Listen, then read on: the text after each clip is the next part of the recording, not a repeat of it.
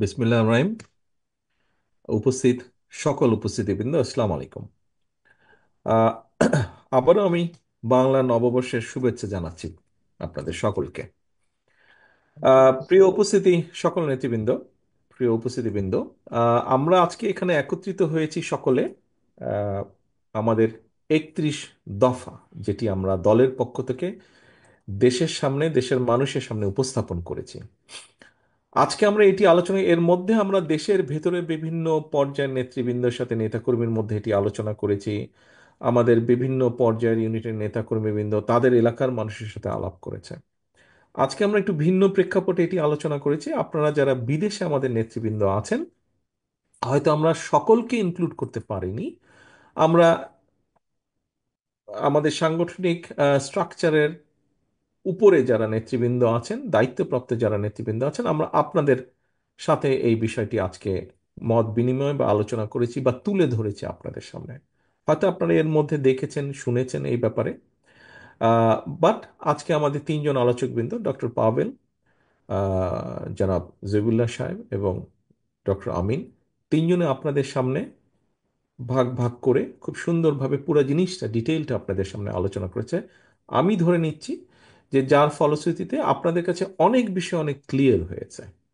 এখন দলের একজন সদস্য হিসাবে আপনাদের প্রতি অনুরোধ থাকবে যে আপনাদের কমিউনিটিতে আমাদের বাকি যে সকল নেতাকর্মী আছেন, যে সকল সমর্থন আছেন এবং যে সকল নিরপেক্ষ ব্যক্তি আছেন, দয়া করে আমাদের এই 31 দফার বিষয়গুলোকে, পয়েন্টগুলোকে আপনারা আপনাদের নিজেদের কাছে অনেক প্রশ্ন ছিল।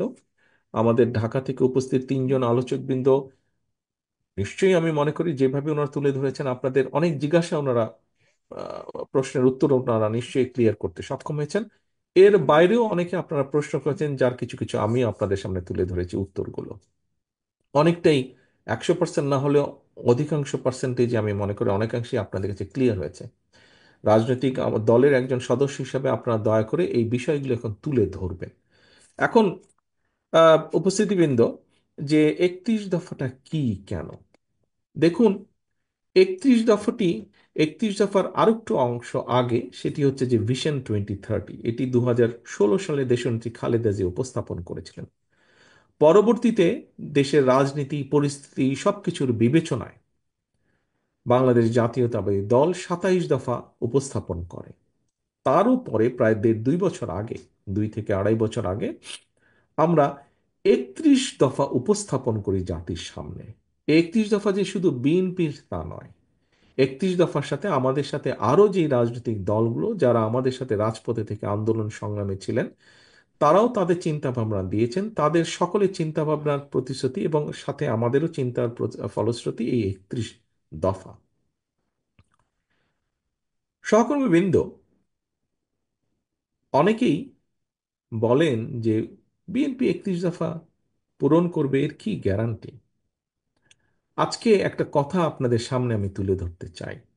দেখুন, বাংলাদেশ জাতীয়তাবাদী দল, বিএনপি, এই বিএনপি বিগত প্রায় 40 বছরেরও বেশি সময় ধরে ধীরে ধীরে ধীরে ধীরে একটি লিগেসি তৈরি করেছে। বিএনপি এই লিগেসি বা আদর্শ বা যেভাবেই আমরা বলি, এই দলের প্রতি বাংলাদেশের কোটি কোটি মানুষের আস্থা এবং বিশ্বাস আছে। বাংলাদেশের কোটি কোটি মানুষ এই দলকে, এই দলের আদর্শকে বিশ্বাস করে। এই দলের লক্ষ্য উদ্দেশ্য বাস্তবায়ন করতে গিয়ে বাংলাদেশের এবং বিএনপির হাজারো নেতাকর্মী শহীদ হয়েছেন। হাজারো নেতাকর্মী গুম খুনের শিকার হয়েছে। লক্ষের উপরে মানুষ, এই দলের সমর্থক, এই দলের রাজপথের কর্মী, সক্রিয় কর্মী, লক্ষ লক্ষ মানুষ অত্যাচার, নির্যাতনের শিকার হয়েছে। আমরা যখন 31 দফা জাতির সামনে উপস্থাপন করি, তখন কিন্তু দেশে একটি ভয়াবহ অবস্থা, অত্যাচার নির্যাতনের একটি স্টিম রোলার। আমাদের দলের নেত্রী, দেশনেত্রী খালেদা জিয়া তখন জেলে বন্দী। আমাদের দলের মহাসচিব মির্জা ফখরুল ইসলাম আলমগীর জেলে বন্দী। আমাদের বহু নেতাকর্মী জেলে বন্দী। আমরা সেরকম একটি সময় 31 দফা উপস্থাপন করেছি। কাজী যেই দলটির প্রতি কোটি কোটি মানুষের আস্থা, মানুষের বিশ্বাস, মানুষের ভালোবাসা, সেই দলটি কোন প্রেক্ষাপটে থেকে 31 দফা উপস্থাপন করেছে, সেই দলটি আসলেই তাদের অভিজ্ঞতা দিয়ে, সবকিছু দিয়ে দলটি বোঝে, দলটি জানে, দলটি বিশ্বাস করে যে এই জাতির, এই দেশের মানুষের ভাগ্যের যদি পরিবর্তন করতে হয়, তাহলে অবশ্যই আমাদেরকে কতগুলি কার্যক্রম, কতগুলি পলিসি বা কতগুলি সংস্কার করা প্রয়োজন। এই দেশে সংস্কার বলতে যা বোঝায়, একটি রাজনীতিতে, সমাজে সংস্কার বলতে যা বোঝায়, সেটি কিন্তু শুরু করেছিল বিএনপি। বাকশাল থেকে বহুদলীয় গণতন্ত্রের প্রবর্তন, এটি কি সংস্কার নয়? এটি তো বিএনপি করেছে। দুর্ভিক্ষ থেকে খাদ্য রফতানির দেশে পরিণত করা, অন্তত খাদ্য স্বয়ংসম্পূর্ণ করা কম বেশি, এটি কি সংস্কার নয়? খাল খননের মাধ্যমে কৃষকের জমিতে পানি পৌঁছে দেওয়া, এটি কি সংস্কার নয়? কাজে সংস্কারের প্রবর্তক, সংস্কারের ধারক বাহক হচ্ছে বিএনপি। দেশের নারী সমাজকে শিক্ষিত করা, শিক্ষিত করার মাধ্যমে দেশের নারী সমাজকে দেশের উন্নয়নের সাথে একত্রীভূত করা, এটি কি সংস্কার নয়? এই সংস্কার তো দেশনেত্রী খালেদা জিয়া করেছেন, বিএনপি করেছে শুরু। কাজেই এই দেশে সত্যিকারভাবে যদি কেউ সংস্কার করতে চায়, সংস্কার করে থাকে, সামনে সংস্কার করবে, সেটি বিএনপি করবে, বিএনপি করতে পারে। কারণ অতীতেও বিএনপি করেছে, বর্তমানে বিএনপি সংস্কারের প্রস্তাব সবার আগে দিয়েছে, কারণ ভবিষ্যতে ইনশাল্লাহ বিএনপি করার সক্ষমতা রাখে। আজকে অনেকেই, ব্যক্তি হোক বা রাজনৈতিক দলই হোক না কেন, সংস্কারের কথা বলছে। নির্বাচন পরে, সংস্কার আগে। আপনাদের সকলের কাছে আমি একটি প্রশ্ন রাখতে চাই, যারা বলছে আগে সংস্কার পরে নির্বাচন, তাদের ক্ষেত্রে আমরা কি দেখছি? মুখে বলছে পরে নির্বাচন, কিন্তু তারা তো গিয়ে ঠিকই যে বিভিন্ন জায়গায় আমরা দেখছি নিজেদের প্রার্থী তারা ডিক্লেয়ার করে বেড়াচ্ছে। কোথায়? বিএনপি তো এটি করছে না, বিএনপি তো এটি করছে না। কারণ, কেন বিএনপি করছে না জানেন? বিএনপি এই কারণে করছে না, কারণ সংস্কার একটি চলমান প্রক্রিয়া। সংস্কার কোনো ব্র্যাকেট বন্দি কোনো বিষয় নয় যে এতটুকু আসলো, এতটুকু হলো, হয়ে গেল। সংস্কার একটি চলমান প্রক্রিয়া। যেহেতু আমরা বিশ্বাস করি, সেজন্যই আমরা বলি যে নির্বাচন এবং সংস্কার এটি চলমান প্রক্রিয়া। সংস্কার চলতে থাকবে, কিন্তু নির্বাচন হতে হবে নির্বাচনের সময় মতন। এবং সে কারণেই আমরা অনেককেই দেখছি বলছে মুখে আগে সংস্কার পরে নির্বাচন, কিন্তু বাস্তবে তারা ঠিক তার বিপরীত কাজটি করছে, যেটি বিএনপি কখনোই বলে না, বিএনপি করে না। বিএনপি তাই করে যা বিএনপি বলে, বিএনপি তাই বলে যা বিএনপি করে। প্রিয় সহকর্মীবৃন্দ, আমি একটু আগেই বলেছি, বিএনপি কখন সংস্কারের প্রস্তাব দিয়েছে? বিএনপি তখনই প্রস্তাব দিয়েছে যখন বিএনপির দেশনেত্রী খালেদা জিয়া থেকে শুরু করে দলের মহাসচিব থেকে শুরু করে শত হাজারো নেতাকর্মী জেলে বন্দী, যখন বিএনপির লক্ষ লক্ষ নেতাকর্মী ঘর বাড়ি ছাড়া, গায়েবী মামলার জর্জরিত, তখন বিএনপি দিয়েছে। আজ আমরা অনেক মানুষের মুখে শুনতে পাই সংস্কারের কথা। আজকে দ্বিতীয় প্রশ্নটি আপনাদের কাছে, আজকে যারা সংস্কারের কথা বলছে, খুব জোর গলায় সংস্কারের কথা বলছে,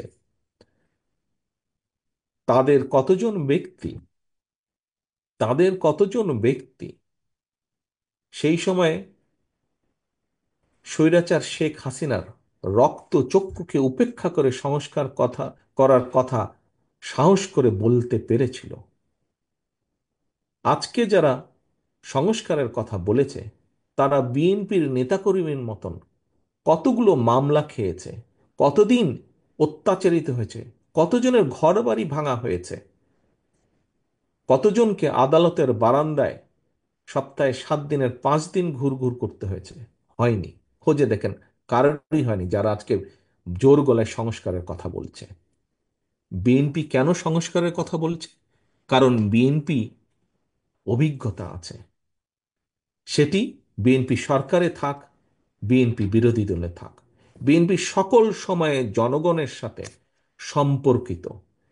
হতে পারে আমাদের বিভিন্ন সীমাবদ্ধতা আছে, কিন্তু আমরা সকল সময় চেষ্টা করি জনগণের সাথে থাকতে, জনগণকে সাথে রাখতে। সে কারণেই আমরা কষ্টের সময়, নির্যাতনের সময় আমরা সংস্কারের কথা বলেছি। কারণ আমাদের অভিজ্ঞতা দিয়ে, সবকিছু দিয়ে আমরা অনুধাবন করেছি, অনুভব করেছি যে এই দেশের মানুষের ভাগ্যের পরিবর্তন করতে হলে সংস্কারের প্রয়োজন আছে। ক্ষেত্র বিশেষে বিভিন্নভাবে সংস্কারের প্রয়োজন আছে। আর যারা শুধুমাত্র নিজেদের স্বার্থে রাজনীতি করে থাকে, দলীয় স্বার্থে হোক বা ব্যক্তি স্বার্থেই হোক রাজনীতি করে থাকে, তারাই মুখে একটা বলে, বাস্তবে কাজে তারা আরেকটা করে। মুখে বলে সংস্কারের কথা, সুসময়ে তারা সংস্কারের প্রস্তাব দেয়, কাজে তারা করে আরেকটা। প্রিয় সহকর্মীবৃন্দ, এটিই পার্থক্য অন্য রাজনৈতিক দলের সাথে বিএনপির। এখন আজকে আমরা প্রায় 4 ঘন্টা ধরে এখানে আলোচনা করেছি। আমরা আমাদের ফ্যামিলি কার্ড নিয়ে আলোচনা করেছি, আমরা আমাদের ফার্মার্স কার্ড নিয়ে আলোচনা করেছি, আমরা প্রাথমিক শিক্ষার ব্যাপারে কি করতে পারি, কি করব, আমরা আলোচনা করেছি। আমরা আলোচনা করেছি বাংলাদেশের পরিবেশ নিয়ে। এখানে একটি কথা আসেনি, আমি আপনাদের, যারা পরিবেশ নিয়ে, বেশ কয়েকজন প্রশ্নদাতাকে আমি দেখেছি পরিবেশের ব্যাপারে আপনারা খুব আগ্রহ আছে। আমাদের পরিবেশের ব্যাপারে একটি পরিকল্পনা আছে। আমাদের পরিকল্পনা আছে, কতটুকু পর্ব সেটি সময় পরিস্থিতি প্রেক্ষাপট বলে দিবে। আমরা পরিবেশ, বাংলাদেশের এই পরিবেশের একটি অন্য বিষয়, সেটি হচ্ছে বৃক্ষরোপণ। আমাদের পরিকল্পনা আছে 5 বছরে 50 কোটি বৃক্ষরোপণ করা যাবে। সেই ব্যাপারে আমরা কাজও করছি। এর মধ্যে যে কোথায় কোন গাছ কোন সয়েলের সাথে, কোন বাংলাদেশের টেকনাফে কি গাছ লাগানো যায়, বাংলাদেশের তেঁতুলিয়াতে কি গাছ লাগানো যায়। কারণ টেকনাফের গাছ তেঁতুলিয়া, তেঁতুলিয়ার গাছ টেকনাফে লাগালে হবে। আমরা আলোচনা করেছি যে কিভাবে আমরা দেশের শিল্প গড়ে তুলব। এখানে তাইওয়ান থেকে একজন প্রশ্ন করেছেন, যে ব্যক্তি তাইওয়ানের, খুব সম্ভব ডক্টর ডক্টর ডক্টর আমাদের জামান, খুব সম্ভব বোধহয় তাইওয়ান। বদরুজ্জামান। বদরুজ্জামান। ডক্টর বদরুজ্জামান তাইওয়ানে আছেন। উনি বোধহয় রিসার্চ করেছেন। ওনাকে জিজ্ঞেস করে দেখেন, ওনাকে জিজ্ঞেস করলে আপনারা জানতে পারবেন তাইওয়ানে জোনিং আছে বিভিন্ন ইন্ডাস্ট্রির। যেমন ধরেন, এ, যেমন ধরেন মোটর, মোটর তৈরি হয়, ওখানে একটা জোন আছে, যে একটা জোন আছে, ওখানে সব বিভিন্ন ধরনের মোটর তৈরি হয় শুধু। জিজ্ঞেস করেন জামান আছে এখন, আছে না? যেখানে ফ্যান তৈরি হয়, সেখানে এলাকা ধরে শুধু ফ্যানই তৈরি হয়। আমাদের চিন্তা ভাবনা আছে, আমরা বাংলাদেশকে চেষ্টা করব এভাবে জোনিং করার জন্য ইন্ডাস্ট্রিতে। আমরা হেলথের বিষয় নিয়ে চিন্তা করেছি। এই যে কথাগুলো বললাম, হেলথের বিষয় নিয়ে চিন্তা করেছি, মানুষের স্বাস্থ্য নিয়ে আমরা চিন্তা করেছি, স্বাস্থ্য নিয়ে কাজ করতে চাই। সেখানে কর্মসংস্থানের ব্যবস্থা করেছি, যে আমরা ইন্ডাস্ট্রিকে এমনভাবে সাজাতে যাই যেখানে প্রান্তিক মানুষের কর্মসংস্থানের ব্যাপার ব্যাপার হবে, যেখানে আপনার প্রবাসীরা যারা এক্সপার্ট আছেন সেখানে এসে জয়েন করতে পারবেন। আমরা পরিবেশের, যেখানে আছে পরিবেশের উন্নয়ন ঘটানোর জন্য আমরা সেখানে জব ক্রিয়েশন করতে চাই, এমনভাবে করতে চাই যেখানে পরিবেশও উন্নত হবে, একই সাথে মানুষের কর্মসংস্থানের ব্যবস্থা হবে। আমরা যে শিক্ষার কথা বলেছি, আমরা স্বাস্থ্যের কথা বলেছি, সেখানে আমরা ওই বিষয়টাকে প্রাধান্য দেওয়ার চেষ্টা করেছি, যে সেখানে আমরা আপনার প্রাথমিক শিক্ষা বলেছি আমরা, সেখানে আমরা, ডক্টর পাভেল সাহেব বলেছেন যে সেকেন্ড বা থার্ড ল্যাঙ্গুয়েজ আমরা রেখেছি। খেলাধুলার ব্যাপারে আমরা রেখেছি, কালচারের ব্যাপারে প্রত্যেকটা জায়গায় শিক্ষকের প্রয়োজন আছে, সেখানে জব ক্রিয়েশনের ব্যাপার আছে। আমরা ফার্মাস কার্ড বলেছি, এই ফার্মাস কার্ডের, আমাদের এখানে কাজী নামে একজন বোধহয় প্রশ্ন করেছেন এআই এর ব্যাপারে, যে ড্রোন ফ্রোনের ব্যাপারে বলেছেন। আপনার বোধহয় জানা নেই বা জানা থাকতেও পারে যে আমাদের উপজেলা পর্যায়ে বা থানা পর্যায়ে আমাদের কৃষি অফিসার আছেন, এবং তার আন্ডারে 2 থেকে 3 জন সহকারী কৃষি অফিসার আছেন। আপনি ড্রোন ব্যবহারের আগে তাদের কাছ থেকে আপনি ইনফরমেশন পেতে পারবেন। কিভাবে পেতে পারবেন? কারণ তাদের পিছনে আপনি রাষ্ট্রের টাকা দিচ্ছেন, বেতন বোনাস সব দিচ্ছেন। যে কোথাও যদি দুর্যোগ হয়ে থাকে, কিভাবে আপনি তাদের কাছ থেকে তাৎক্ষণিকভাবে খবর পেতে পারবেন। কাজেই এই সবগুলো বিষয় নিয়ে কম বেশি আমরা চিন্তা ভাবনা করছি। আসুন, জিজ্ঞেস করেন তো অন্য দলের লোককে, এত ডিটেল চিন্তা ভাবনা তারা তুলতে পারবে কিনা। এত ডিটেল কোনো কিচ্ছু তারা বলতে পারবে না। আমরা চিন্তা করছি, আপনারা এখানে যারা বিদেশে আছেন, একটি প্রাইমারি বিষয় আমার কাছে রিপোর্টটি জমা হয়েছে, এখনো রিপোর্টটি ডিটেলটা আমি দেখিনি। আপনারা যখন আপনারা ব্যস্ত থাকেন সকলে, আপনারা হয়তো হঠাৎ করে কোনো একটা কিছু প্রয়োজন আছে, আপনারা হয়তো দোকানপাটে যেতে পারছেন না, আপনারা কি করেন? অ্যামাজনে আপনারা অর্ডার দিয়ে দেন জিনিসটা। আপনি যে, আপনাদের প্রত্যেকের এখানে পরিচয় আছে অ্যামাজনটা কি জিনিস। আমি যদি এখন আপনাদেরকে বলি অ্যামাজনের আপনার সেলিং লিস্টের মধ্যে যদি আমরা যাই, না হলে আমরা 2000টা আইটেম পাবো, পাবো না? ডিফারেন্ট কাইন্ডের 2000, মিনিমাম 2000 আইটেম পাবো। এখন আপনাদের কাছে যদি আমি প্রশ্ন ছুড়ে দেই, আমরা কেন বাংলাদেশে অ্যামাজনের প্রকিউরমেন্ট সেন্টার বানাতে সক্ষম হব না? অ্যামাজনে যে এই যে 2000 আইটেম, 2000 মধ্যে না হলে 1000 আইটেমের ছোট ছোট ছোট ছোট ফ্যাক্টরি তো আমরা বানাতে সক্ষম হব, যদি আমরা সুন্দরভাবে প্ল্যানিং করে দেব। অ্যামাজন ধরেন, আলিবাবা ধরেন, এই যে অ্যামাজন আলিবাবা দুটো যে বড় আপনার অনলাইন শপিং, এদের প্রক্রিয়া, এরা তো কোথাও না কোথাও থেকে তো জিনিসগুলা তাদের প্রকিউর করছে। তাহলে কেন আমরা তাদের প্রকিউরমেন্ট সেন্টার বাংলাদেশকে বানাতে পারবো না? কাজে এই বিষয়টি নিয়ে আমরা কাজ করছি, এরকম বিষয় নিয়ে আমরা কাজ করছি। কাজী, প্রিয় সহকর্মীবৃন্দ, আমরা এই জন্যই কাজ করছি। বাংলাদেশ জাতীয়তাবাদী দল, আপনার প্রিয় দল, এই জন্যই কাজ করছে, কারণ এই দলটি এই দেশের মানুষের মনের মধ্যে গাঁথা। এই দলের শেকড় এই দেশের মাটির মধ্যে গাঁথা। সেজন্যই এই দলটি যখন নির্যাতিত থাকে, এই দলটি ভীষণভাবে যখন নির্যাতিত থাকে, সেই সময় এই দলটি দেশ এবং দেশের মানুষের কথা চিন্তা করে। এবং সেই সময় আপনি যখন কষ্ট থেকে কিছু করবেন, কষ্ট দিয়ে কিছু করবেন, কষ্টের ভিতর থেকে যখন আপনি কোনো কিছু তৈরি করবেন, সেটিই হবে প্রকৃত বিষয়, প্রকৃত জিনিস। আজকে আমরা দেখছি অনেকে অনেক সংস্কারের কথা বলছেন, উই ওয়েলকাম দ্যাট। বাট এরা কখন সংস্কারের কথা বলছে? এরা কোন পরিস্থিতিতে সংস্কারের কথা বলছে? বিএনপির প্রতিটি দেশনেত্রী খালেদা জিয়া থেকে শুরু করে আমার গ্রামের শেষ কর্মীটি অত্যাচারিত, নির্যাতিত, নির্যাতিত অবস্থায় তারা সংস্কারের কথা বলছে। আর আজকে যারা সংস্কারের কথা বলছে, বড় বড় জায়গায় বসে, এয়ার কন্ডিশনের ভিতরে বসে, বড় বড় দামি দামি অফিসে বসে তারা সংস্কারের কথা বলছে। আজকে যারা সংস্কারের কথা বলছে, এরা সুবিধা প্রাপ্ত হয়ে, অর্থাৎ সরকার তাদেরকে গাড়ি দিচ্ছে, তাদেরকে বেতন বোনাস ভাতা দিয়ে দিচ্ছে, তারপরে তারা বসে বসে সংস্কারের কথা বলছে। বিএনপি এসব সুবিধার মধ্যে থেকে সংস্কারের কথা বলেনি। বিএনপি যখন সংস্কারের কথা বলছে, তখন বিএনপি রাজপথে স্বৈরাচারের সাথে যুদ্ধ করছে একদিকে, আন্দোলন করছে একদিকে, আর আরেক দিকে বিএনপি দেশ গঠনের কথা চিন্তা করছে। প্রিয় সহকর্মীবৃন্দ, আপনি সেরকম একজন গর্বিত সৈনিক বা গর্বিত কর্মী আপনি, এবং সেই রকম একটি গর্বিত রাজনৈতিক দলের কর্মী আপনি।